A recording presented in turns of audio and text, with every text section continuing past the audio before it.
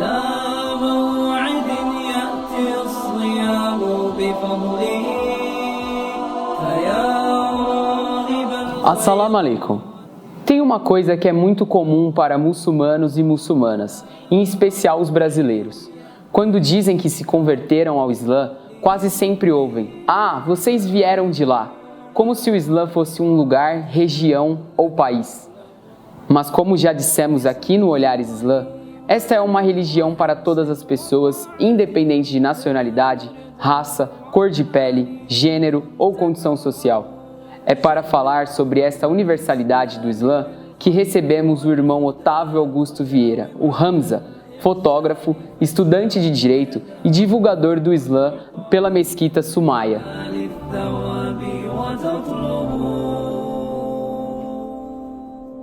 Assalamu alaikum.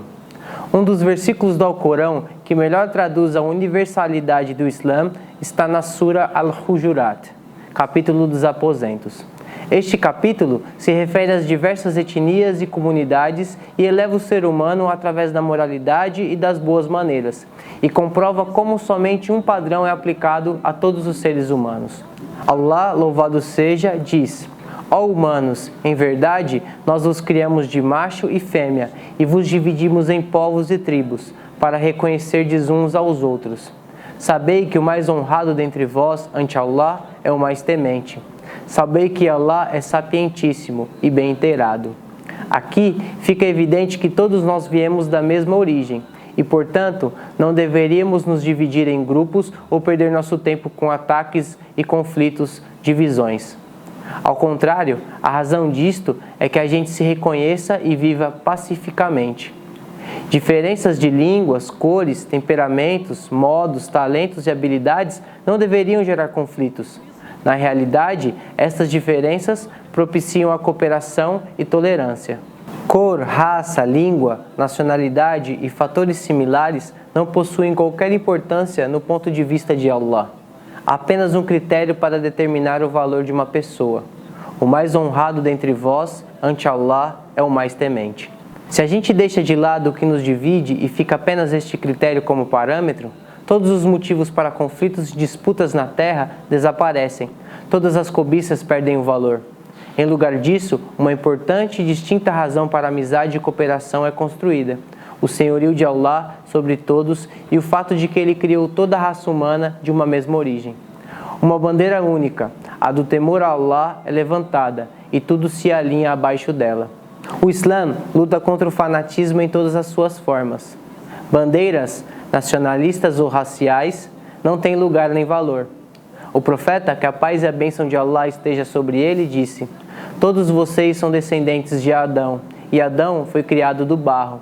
Aquelas pessoas que buscam o orgulho em suas ancestralidades devem deixar isso de lado, ou então Allah os fará mais insignificantes que besouros, ou ainda mais insignificantes.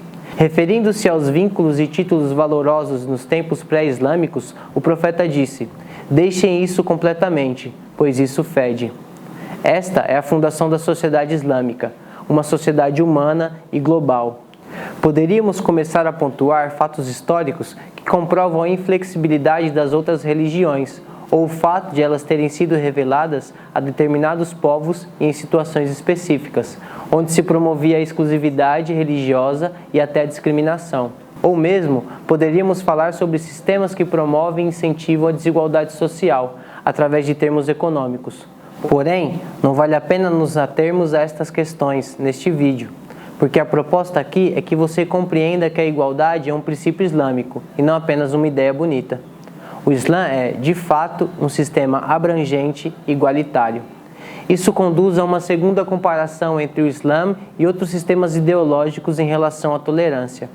O Islã é esta religião universal e, por ter essa característica, é tolerante. Tudo o que abrange esse universo de diversas etnias e comunidades deve, por obrigação, ser tolerante, acolhedor e receptivo.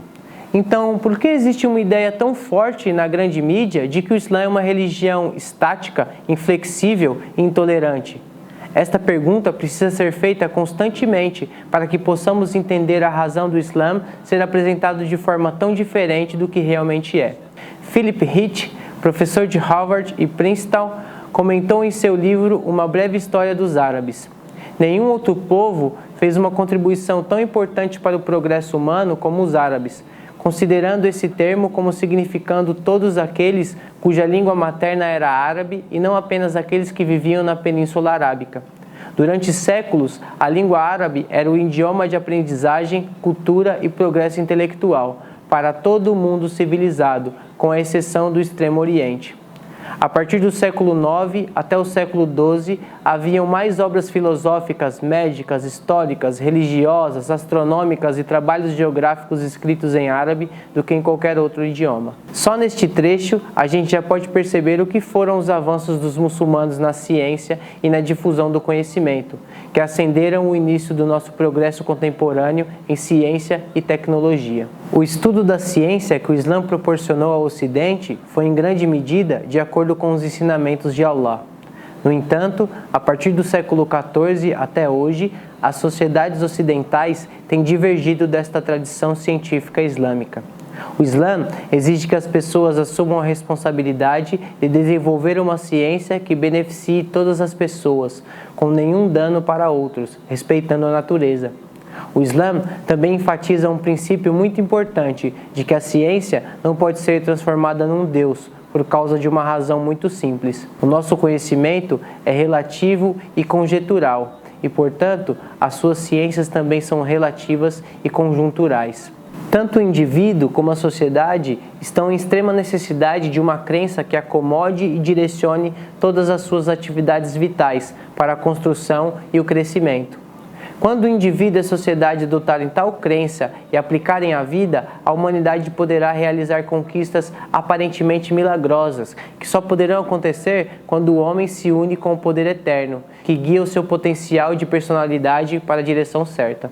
A história tem mostrado que o Islã é o único na sua capacidade de fornecer orientação para toda a gama de atividades humanas.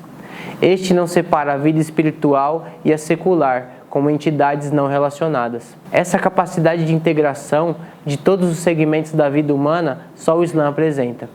E aqui a gente pode fazer referência a um organismo, como o corpo humano, que se uma parte não vai bem, todo o resto estará comprometido. O Islã propõe um sistema de leis que coordena toda a vida do ser humano e também a sua integração com o meio no qual está inserido.